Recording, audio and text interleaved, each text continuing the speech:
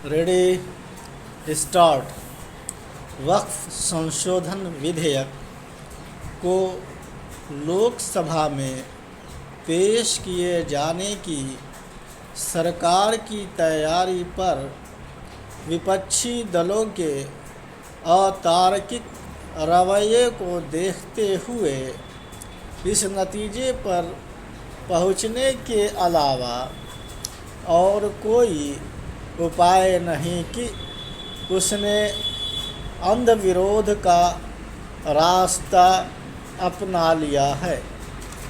सभी इससे परिचित हैं कि मौजूदा वक्फ कानून के चलते वक्फ बोर्ड केवल मनमाने अधिकारों से ही लैस नहीं है, बल्कि उनकी भ्रष्ट कार्यप्रणाली के चलते वक्फ संपत्तियों का बड़े पैमाने पर दुरुपयोग भी हो रहा है और इसी कारण लाखों करोड़ रुपए की उसकी संपत्तियों का कोई लाभ निर्धन मुसलमानों को नहीं मिलता। ऐसे मुस्लिम निर्धन परिवारों के बारे में जानना कठिन है, जिन्हें वक्फ बोर्डों से किसी तरह की कोई सहायता मिली हो। आखिर ऐसे किसी कानून में कोई संशोधन परिवर्तन क्यों नहीं होना चाहिए जो अपने मूल उद्देश्यों को प्राप्त करने में नाकाम हो। होना तो यह चाहिए था कि विपक्षी दल ऐसे सुझाव लेकर सामने आते जिससे वक्फ बोर्ड की कार्यप्रणाली सुधरती, लेकिन उनके नेताओं ने कुल मिलाकर इससे इनकार ही किया। वक्फ संशोधन विधेयक पर गठित संयुक्त संसदीय समिति में शामिल विपक्षी दलों के सांसदों ने कोई ठोस सुझाव देने के स्थान पर उसमें हंगामा हल्ला ही अधिक किया। इस समिति का कार्यकाल भी बढ़ाया गया, लेकिन विपक्षी नेता इसी कुतर्क को दोहराते रहे कि वक्फ कानून में किसी संशोधन की आवश्यकता नहीं। वे इसके बाद भी ऐसा कह रहे थे जब वक्फ बोर्डों की मनमानी कार्यप्रणाली के अनेक चौंकाने वाले समाचार कर्नाटक, केरल, गुजरात, मध्य प्रदेश आदि राज्यों से आ रहे थे।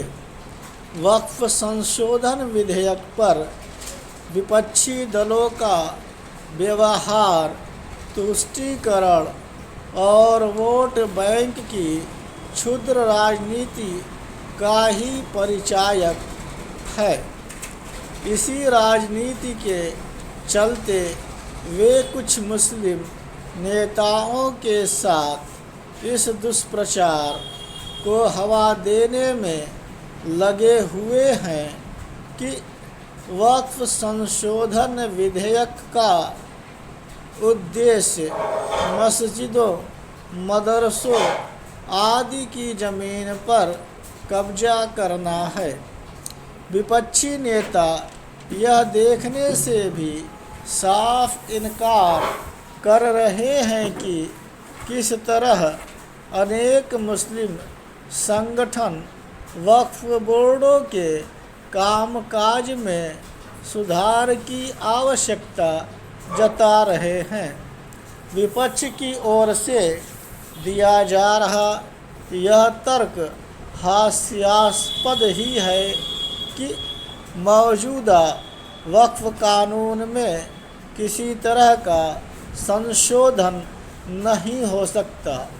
आखिर जब इस कानून में पहले भी संशोधन होते रहे हैं तो देश काल और परिस्थितियों के हिसाब से उसमें फिर से संशोधन क्यों नहीं हो सकते।